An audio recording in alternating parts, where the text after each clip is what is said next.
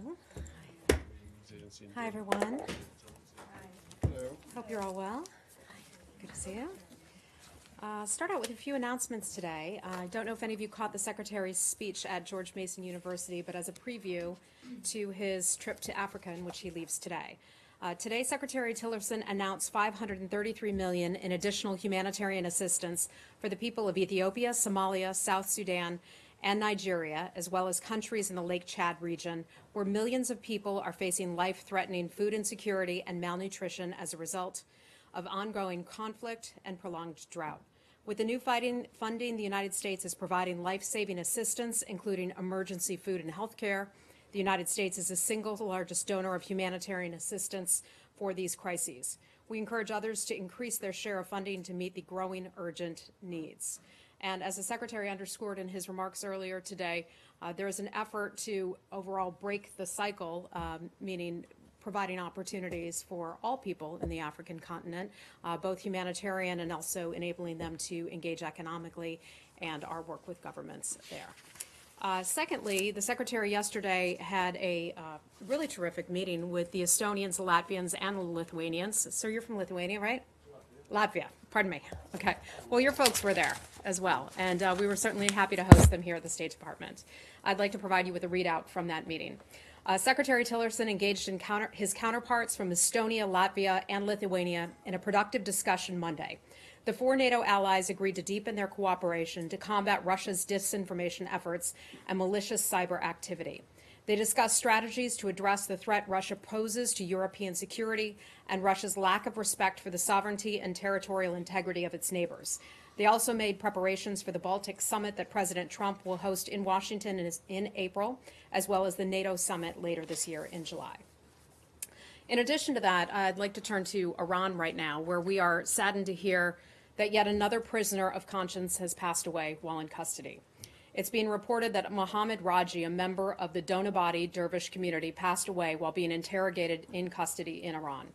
We also continue to receive disturbing reports of the Iranian regime's ongoing forceful crackdown on the Donabadi Dervish community across the country, in which hundreds have been reported arrested and some have been hospitalized. We call on the Iranian regime to respect the rights of its citizens and to release all prisoners of conscience who are unjustly imprisoned. And lastly, an update to bring you on the situation in Syria, particularly eastern Ghouta.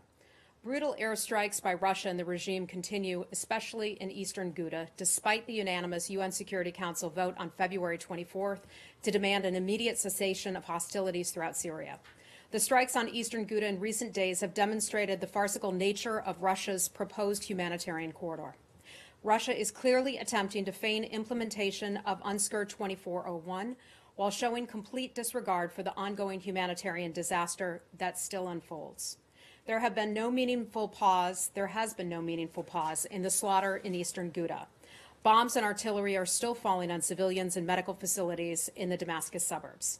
The long-delayed and insufficient aid finally allowed in yesterday was reported to have been looted by regime forces and stripped of emergency medical supplies that are so desperately needed there. Russia's unwillingness to adhere to its numerous commitments was fully demonstrated again by the fact that trucks carrying much-needed aid were forced to withdraw from the area due to pro-regime attacks which killed dozens of innocent civilians. And let me remind you, this was backed by Russia. Russia has agreed to unhindered humanitarian access in numerous UN Security Council resolutions, including UNSCR's 2165, 2254, and 2401. Yet humanitarian convoys have been chronically delayed or barred by the Syrian regime, and those that do get through are wholly insufficient to meet the needs of the Syrian people. Russia has not only failed to follow through on delivering regime adherence, but it continues to conduct airstrikes in Ghouta with its own air force. Russia and Assad regime continues to ignore the terms of multiple UN Security Council resolutions. Russia repeatedly delayed the adoption of the resolution, and it's pretty clear now why they were reluctant to vote for it. They had no intention of following it. Let me repeat what the White House said over the weekend. The Assad regime, along with its backers in Moscow and Tehran, should adhere to UNSCR 2401, should cease hostilities and allow unfettered humanitarian access, in particular in eastern Ghouta, where nearly 400,000 innocent civilians are in critical need. And with that, I'd be happy to take your questions. Thanks. Hey, Matt. I'm sure we'll get back to Russia and Syria, but I want to start with Korea. Okay. And the announcement by the South Koreans that I'm sure you're aware of, that the North Koreans are apparently willing to talk.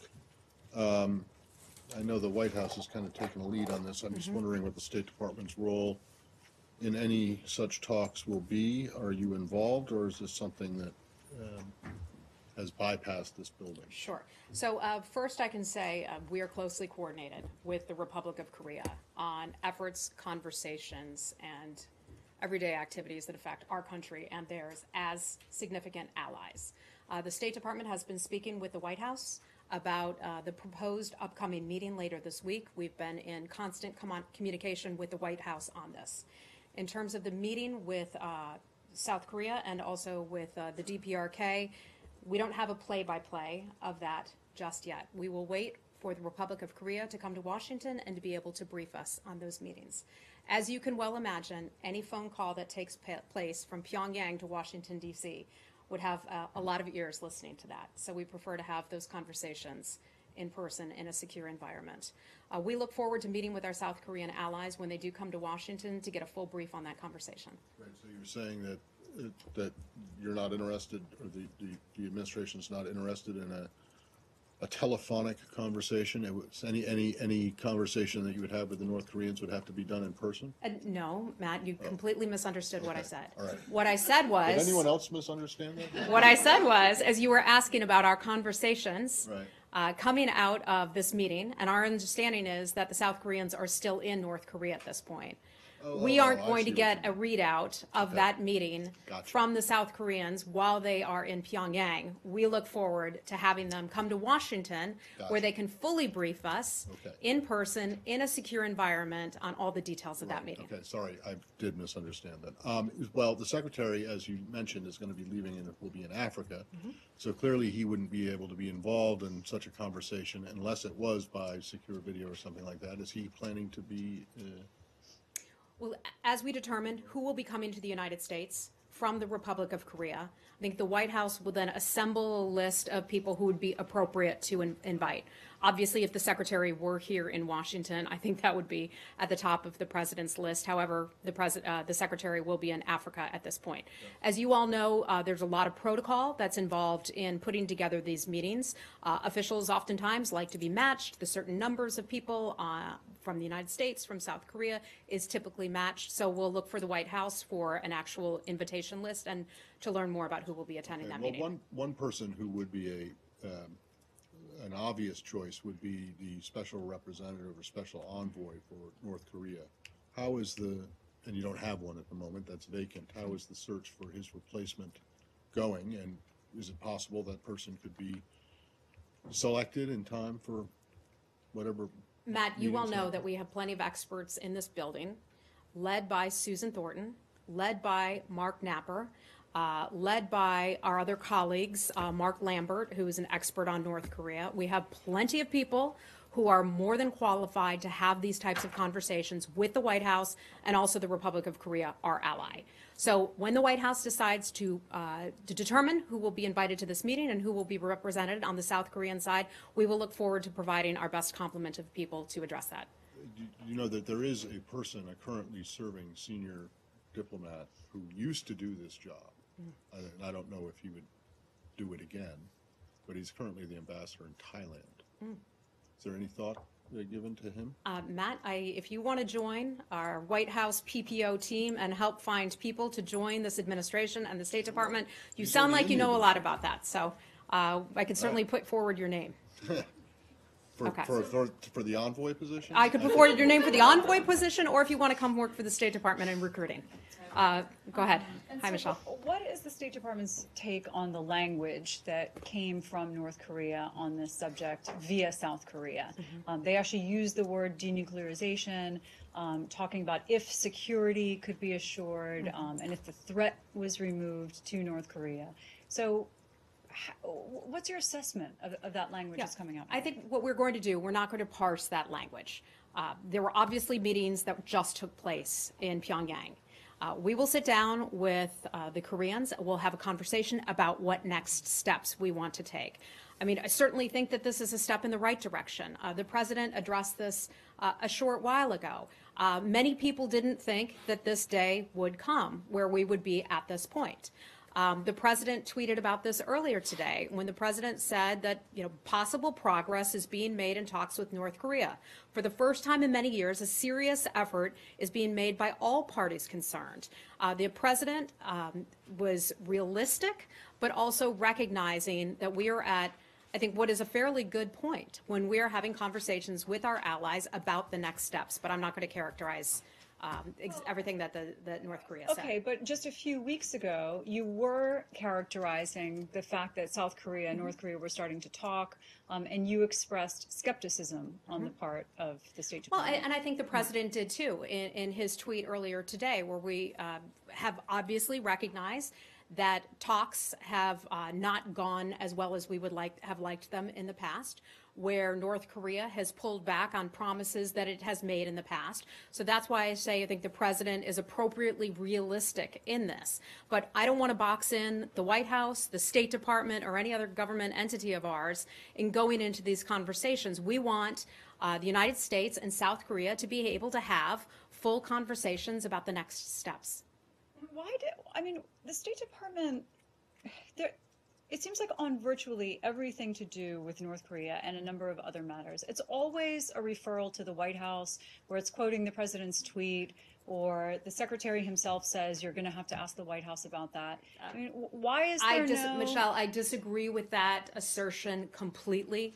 If you look at the amount of time that out of the State Department that we have talked about the issue with North Korea, it is probably about 70% of our time has been spent on North Korea. The secretary, and I've witnessed this on many occasions, this is his top issue that he will bring up with not just our allies, our partners, other countries, all around the world. The secretary has spent a tremendous amount of time on trying to handle the denuclearization of the Korean Peninsula and pushing that forward as a part of our maximum pressure campaign. The White House, of course, an important part of it. The White House will be hosting this meeting, and we look forward to being a part of that. I'll move on. Jenny? Thank you, Heather. North Korea demands compensation for the nuclear freeze.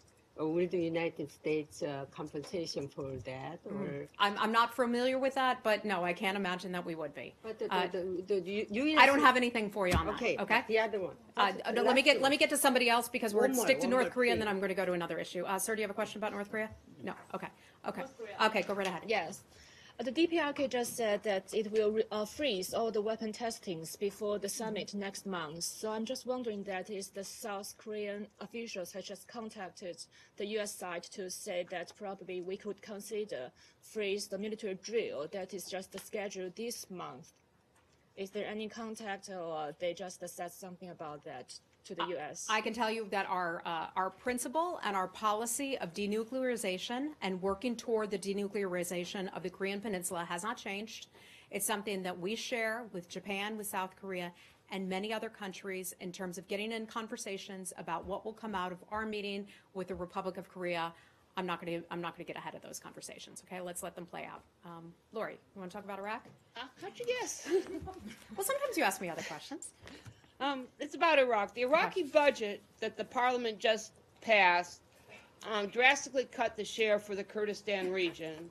And the Kurdistan regional leadership is very disappointed, and it's even disappointed in the United States. It says, it said you do the right things, but nothing happens. It says you say you want a strong Kurdistan region. How would you define a strong Kurdistan region? You know, Lori, I think some of these issues, and we cover them a lot, that Kurdistan and the government of Iraq from Baghdad have to work together. We have a lot of areas that you and I have spoken about in the past where they still have not come to an agreement. That is important. You recognize that. The folks in Baghdad certainly recognize that as well, as do we. We have a good relationship with the Kurds and also with the Iraqi government. We encourage them to work out their issues. In terms of the overall budget that was passed over the weekend, that would largely be an internal Iraqi matter, which we would not weigh in on, but we have clearly demonstrated our support for the government of Iraq and specifically for the Kurds as well. That's an important ally of ours, as you know. Or partner Maybe, of if ours, I I might should say. suggest this, Yeah. that you need to take a page out of the president's playbook. He called for tariffs and says a trade war is easy to win, and everyone goes, oh, horrors. But then it turns out that maybe this is a bargaining position, and he is creating leverage.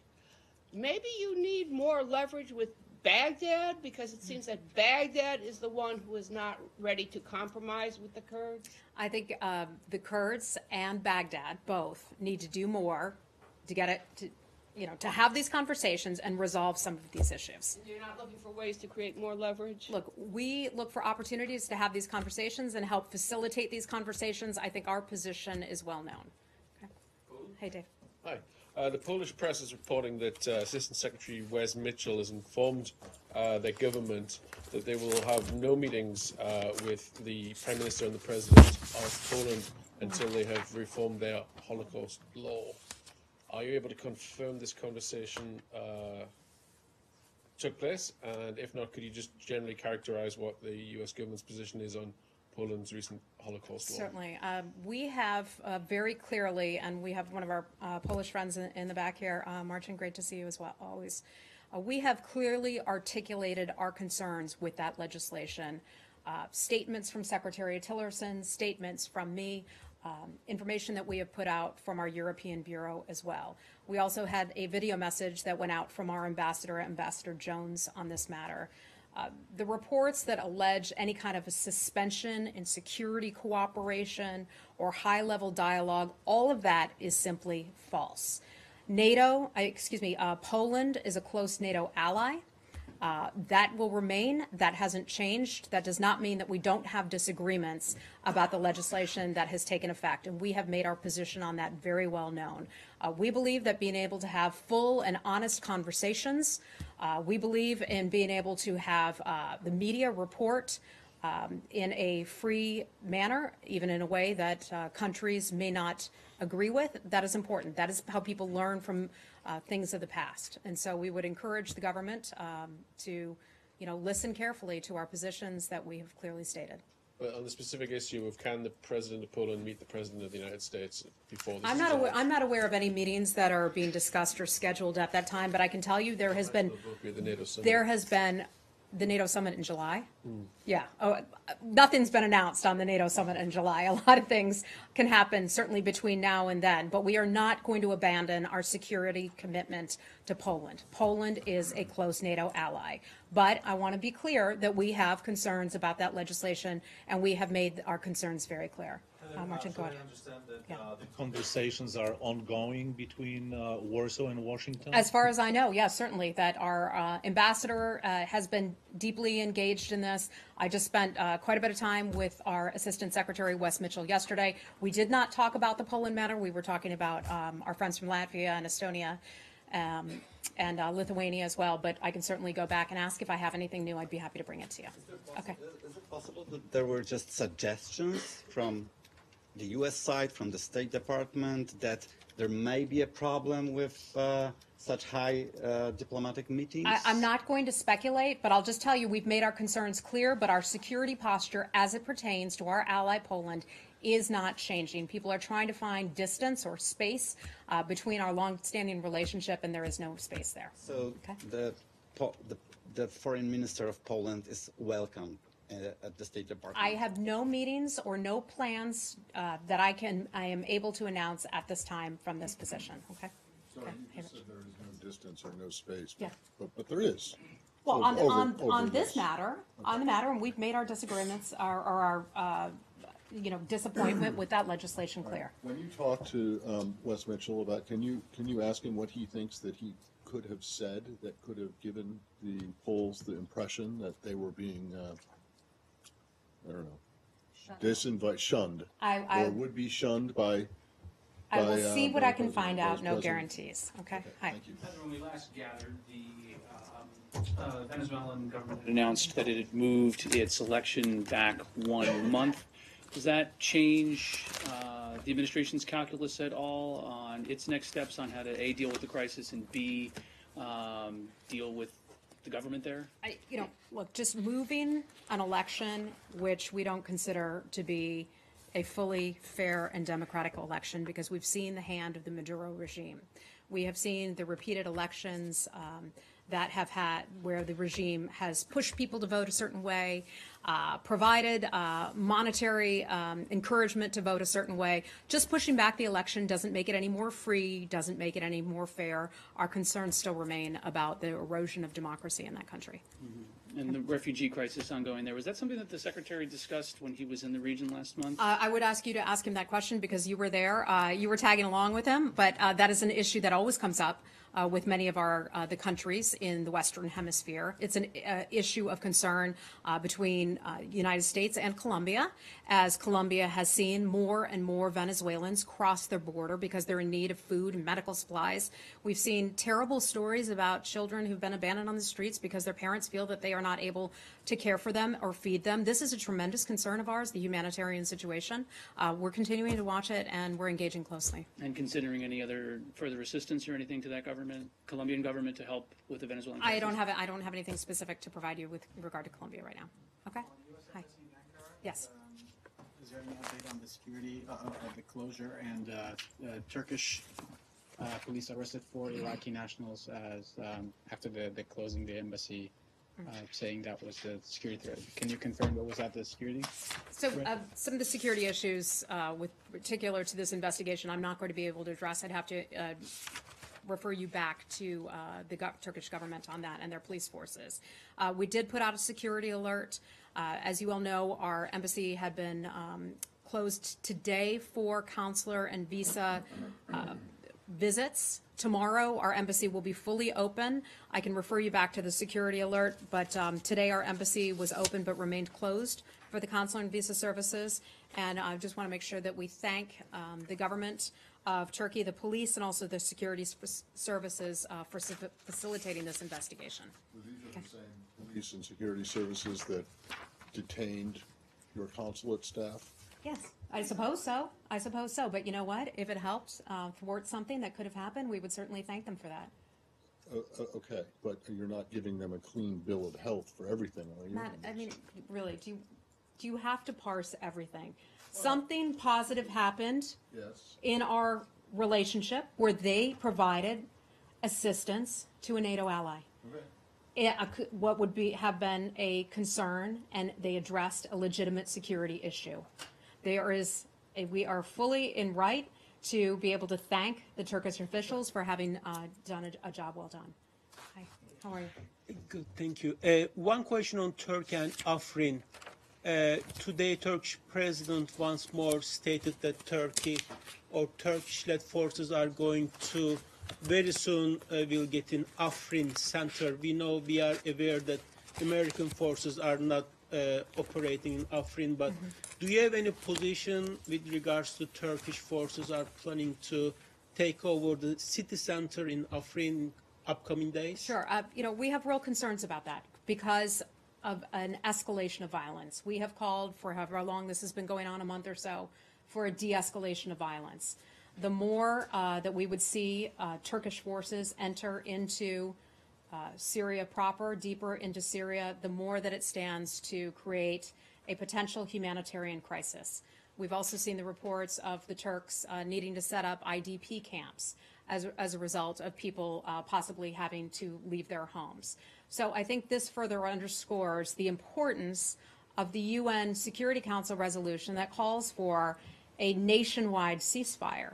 Having a nationwide ceasefire would certainly help to stabilize the situation. There's another issue here, and that is the fight against ISIS, the entire reason why the United States is operating in Syria at all. And we would like to see the focus stay on the fight against ISIS, but as has been reported and as I've spoken about and others in the administration have as well, there's a concern about some of the forces that the United States and coalition partners are working with not being solely focused on the fight against ISIS because from familiar reasons and other reasons they're being, heading over to the Afrin area. Laura, do you have something more on that? Follow up on that. Do you have any idea about how many of the SDF forces have gone to I'm not going to be able to characterize that, but we have long said that that wouldn't be helpful and that we want the focus to stay on the fight against ISIS. And the SDF said today that it was withdrawing 1,700 of its men to go to Afrin. Do you have a comment on that? I've seen that number. We would encourage everybody to stay focused on the fight against ISIS. Okay, but I do want to add that we also understand, that Turkey, a NATO ally, has some legitimate security concerns, but we want the overall de-escalation of violence, whether it's in Afrin or whether it's in eastern Ghouta. Okay, something on Cuba? Regarding the Cuban diplomat Fernandez de Cosio, he said just recently that the decision to lower the number or keep it permanent, the number of employees at the embassy in Havana, is really a political decision. How does the State Department view this, please? Sure. I addressed that in a on-the-record comment not long after the Cubans said that. I wish that the Cuban government would remember why the United States and why Secretary Tillerson made that decision to go to order departure, and now our State Department employees are no longer able to bring their family members to Cuba because of the health concerns.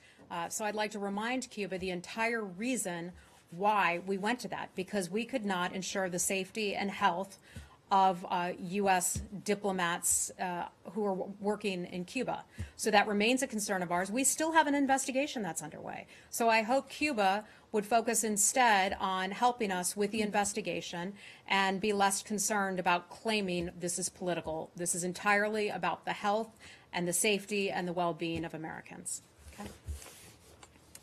All right. We're going to have to wrap it up pretty soon, sir. Go right ahead.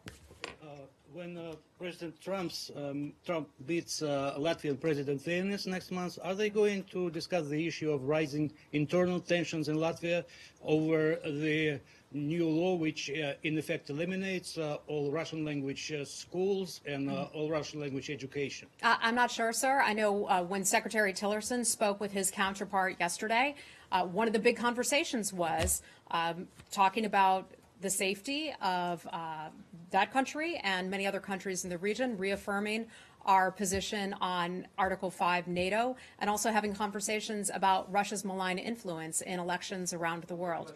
Internal. Yes, I don't know. I'm not the President of the United States, so I'm not going to get ahead of his conversations, okay? All right. I'm going to have to wrap it up. I got one more. It was suggested by, after the Russians canceled the Shannon-Ryabkov meeting, I guess Deputy Minister Ryabkov suggested that it might be possible for the Secretary and his boss, Foreign Minister Lavrov, to meet while they're both in Ethiopia at the same time later this week. Is that anything that's being considered? We have not received a request for a meeting from the Russian government to meet with anyone, with the Secretary, and we have no meetings to announce at this time. And is it still true that the U.S. has no plans to meet or hear out this Russian woman that's detained in Thailand? So let me I have a little bit of information on this for you, but not a whole lot. She is not an American citizen. We're certainly aware of her arrest. The Russian authorities may have more information on her case. Certainly the Thai or Thai law enforcement may have additional information, but we're limited in terms of what we have. To know if U.S. Embassy people have any plans to talk to her. Not that I am aware of. Look, we support and assist American citizens. She is not an American citizen. No, but she has offered information, what she says is information about alleged Russian activity during the 2016 election. I realize that you're not Special Counsel Mueller, but but you just talked about with the Baltics, talked about combating Russian alleged Russian interference. I'm just wondering. I mean, is the administration interested in at least hearing her out, or do you give no credence to her story? Look, I don't know. This sounds like a pretty bizarre story. The woman has been detained there. I'm sure if there's anything of great interest that we need to be aware of, that our Thai officials would inform us of that. Okay. Speaking of Russian influence, there's been a murder in Salisbury, the alleged murder of a mysterious poisoning of a Russian double agent who was transferred to the UK as part of a spy swap with the 10 sleeper agents that were caught here. he's been poisoned, similar to the Litvinenko case when obviously polonium was used to murder a Russian defector on UK soil. Has the US got any reaction to it yet? The Brits have said they will take strong action, whatever they're going to do, if it's confirmed to Russia. We've certainly seen Foreign Secretary Boris Johnson's comments on this. We're listening to that. We're aware of the report, and I just have to refer you to the Brits on that. And as part of the spy swap, 3 agents that had been working for the Americans, allegedly, were brought back here. Are you looking after them? I'm not aware of that. I don't have any information to provide you. Okay. Just Thanks, on everybody. this possible Lavrov thing, is it you're not? Are you open to such a meeting? Look, we have our relationship with Russia is not at a point where it looks like it is going to be normalized anytime soon. I can tell you we have not received an invitation or a call or anything to meet with the Russians while the Secretary is on his trip in Africa, and I'll leave it at that. Thanks.